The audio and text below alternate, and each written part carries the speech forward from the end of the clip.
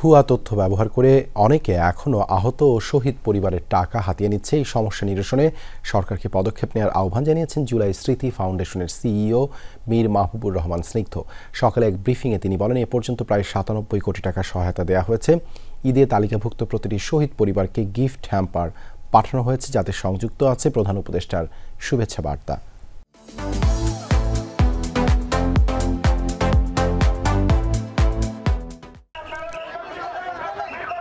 জুলাই গণ অভ্যুত্থানে শহীদ ও আহতদের পূর্ণাঙ্গ তালিকা এখনো করা সম্ভব হয়নি। স্বৈরাচার পতনের আন্দোলনে জীবন দিয়েছেন ও আহত হয়েছেন এমন অনেকের কাছে সহায়তাও পৌঁছানো তাই সম্ভব হয়নি।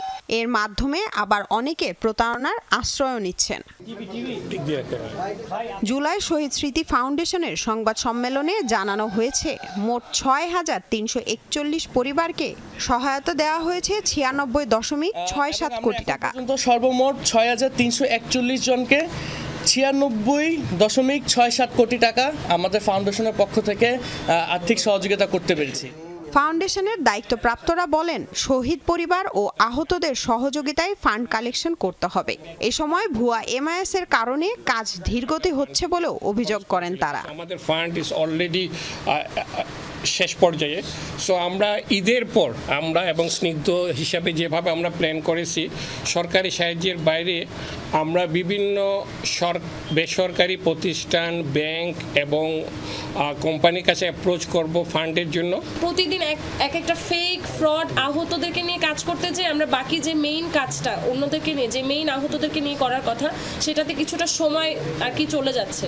ফাউন্ডেশনটির সিইও মীর মাহবুবুর রহমান স্নিগ্ধ জানান, ভুয়া এমআইএস করে অনেকে এখনো আহত ও শহীদ পরিবারের প্রাপ্য টাকা হাতিয়ে নিয়ে যাচ্ছে।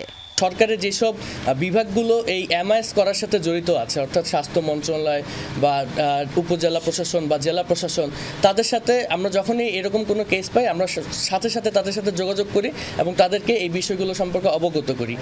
এটি আসলে সরকারের পক্ষ থেকেই এই উদ্যোগটি নিতে হবে, যাতে এই তালিকাটি একদম স্বচ্ছ এবং সম্পূর্ণ ভালো একটি প্রক্রিয়াতে হয়।